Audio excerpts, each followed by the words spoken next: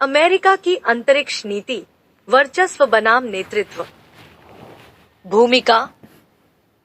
हाल ही में Firefly aerospace नाम की एक निजी कंपनी ने 2 मार्च को सफलतापूर्वक एक रोबोटिक लैंडर को चंद्रमा पर उतारा। इसी संदर्भ में नासा की कार्यवाहक प्रशासक जैनेट पेट्रो ने एक बयान दिया कि अमेरिका को अंतरिक्ष के हर क्षेत्र में प्रभुत्व स्थापित करना चाहिए, खासकर चंद्रमा और उसके आसपास के क्षेत्र में। अमेरिका की वर्चस्व नीति क्यों विवादित है? यह बयान अंतर्राष्ट्रीय अंतरिक्ष सहयोग की भावना के खिलाफ जाता है। अमेरिका हमेशा से दुनिया का सबसे धनी और दूरदर्शी अंतरिक्ष कार्यक्रम चलाता आया है, लेकिन अब वह नेतृत्व, लीडरशिप के बजाय वर्चस्व, डोमिनेशन स्थापित करने की मानसिकता दिखा रहा है। यह ठीक वैसा ही है जैसे डोनाल्ड ट्रंप के कार्यकाल में अमेरिकी विदेश नीति स्वार्थी हो गई थी। जिस तरह ट्रंप और उनके उपराष्ट्रपति ने यूक्रेन के राष्ट्रपति के साथ बैठक में अमेरिकी हितों को प्राथमिकता देने की बात की थी, उसी तरह नासा प्रमुख का यह बयान अमेरिकी अंतरिक्ष नीति की आक्रामकता को दर्शाता है। अंतरिक्ष संसाधनों पर नियंत्रण की होड़। चंद्रमा और उसके आसपास का क्षेत्र, सिसल्यूना स्पेस, किसी एक देश की संपत्ति नहीं है, बल्कि यह पूरी मानवता के लिए एक साझा संसाधन, ग्रेट कॉमन्स है। लेकिन अमेरिका की बढ़ती संरक्षणवादी, प्रोटेक्शनिस्ट नीति इसे केवल अपने नियंत्रण में लेना चाहती है। यह न केवल अंतर्राष्ट्रीय नियमों के खिलाफ है, बल्कि वैश्विक अंतरिक्ष सहयोग को भी नुकसान पहुंचा सकता है। अंतर्राष्ट्रीय कानूनों और सहयोग को खतरा। अंतरिक्ष में संचालन के लिए स्पष्ट और पारदर्शी नियमों की जरूरत है, लेकिन नए नियमों का विकास धीमा हो रहा है और कई बार स्पष्टता की कमी होती है। हाल ही में अमेरिकी संघीय विमानन प्रशासन FAA ने कहा कि वे उस स्पेसएक्स रॉकेट के टुकड़ों के लिए जिम्मेदार नहीं हैं, जो पोलैंड में गिरे थे। FAA का यह बयान दर्शाता है कि अमेरिका अपनी अंतरिक्ष गतिविधियों के प्रति जवाबदेही से बच रहा है।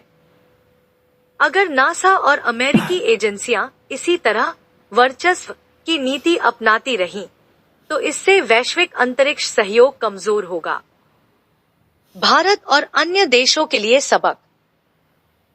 अंतरिक्ष अन्वेषण, स्पेस एक्सप्लोरेशन में अंतर्राष्ट्रीय सहयोग बहुत महत्वपूर्ण है। अगर अमेरिका अकेले ही अंतरिक्ष पर नियंत्रण जमाने की कोशिश करता है, तो इसका असर भारत, यूरोप और अन्य देशों पर भी पड़ेगा। इसरो और अन्य अंतर्राष्ट्रीय संस्थाओं को मिलकर ऐसे तंत्र विकसित करने होंगे जो अंतरिक्ष को एक साझा संसाधन बनाए रखें, न कि किसी एक देश की मिल्कियत। निष्कर्ष। नासा प्रमुख जैनेट पेट्रो का बयान दर्शाता है कि अमेरिका नेतृत्व से हटकर वर्चस्व की ओर बढ़ रहा है। यह नीति अंतर्राष्ट्रीय सहयोग और निष्पक्ष संसाधन वितरण के लिए खतरा बन सकती है। इसलिए भारत और अन्य अंतरिक्ष एजेंसियों को अमेरिका की एकतरफा नीति का विरोध करना चाहिए और अंतरिक्ष में समानता बनाए रखने के लिए कदम उठाने चाहिए। चुनावी प्रक्रिया की विश्वसनीयता पर सवाल। भारत में चुनावी प्रणाली की विश्वसनीयता और पारदर्शिता बहुत महत्वपूर्ण है, लेकिन हाल के चुनावों में मतदाता सूची और EPIC electors photo identification card number से जुड़ी कुछ अनियमितताएं सामने आई हैं। विपक्षी दलों, खासकर कांग्रेस और तृणमूल कांग्रेस TMC ने इन मुद्दों को उठाया है, जिससे चुनाव आयोग ECI की कार्यप्रणाली पर सवाल खड़े हुए हैं। मुख्य बिंदु। मतदाता संख्या में अचानक बढ़ोतरी। महाराष्ट्र में सिर्फ 6 महीनों में 48 लाख नए मतदाता जुड़ गए, जो 2024 के लोकसभा चुनाव और विधानसभा चुनाव के बीच का अंतर है। यह सवाल उठता है कि इतनी तेजी से मतदाता पंजीकरण कैसे हुआ और क्या यह प्रक्रिया पारदर्शी थी? एपिक नंबर की गड़बड़ी। चुनाव आयोग ने खुलासा किया कि अलग अलग मतदाताओं को एक ही एपिक नंबर मिल सकता है, जिससे पहचान को लेकर भ्रम की स्थिति पैदा हो रही है। सबसे बड़ी चिंता यह है कि क्या एक ही व्यक्ति अलग अलग राज्यों में मतदान कर सकता है? मल्टीपल एपिक नंबर और फर्जी वोटिंग का खतरा। एक प्रवासी मतदाता अपने निवास स्थान और गृह राज्य दोनों में मतदान कर सकता है अगर चुनाव पास हो रहे हों और एपिक नंबर अपडेट न हुआ हो। इससे मतदाता पंजीकरण की विश्वसनीयता पर सवाल उठते हैं। आधार से लिंक करने का सुझाव, लेकिन समस्याएं बरकरार। चुनाव आयोग मतदाता पहचान को आधार से जोड़ने की बात कर रहा है, लेकिन इससे दो समस्याएं हो सकती हैं। आधार नागरिकता का प्रमाण नहीं है, सिर्फ निवास का प्रमाण है। इसलिए केवल आधार से मतदान अधिकार तय करना सही नहीं होगा।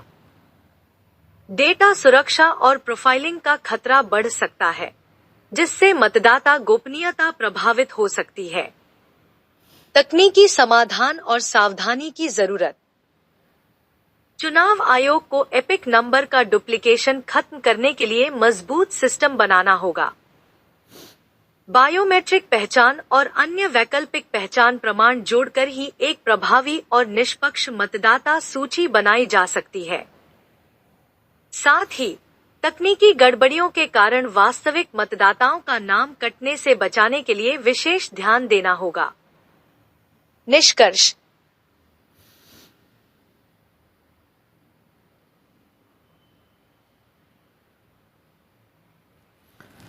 चुनाव आयोग को एपिक नंबर को विशिष्ट बनाना होगा और मतदाता पंजीकरण प्रक्रिया में अधिक पारदर्शिता लानी होगी।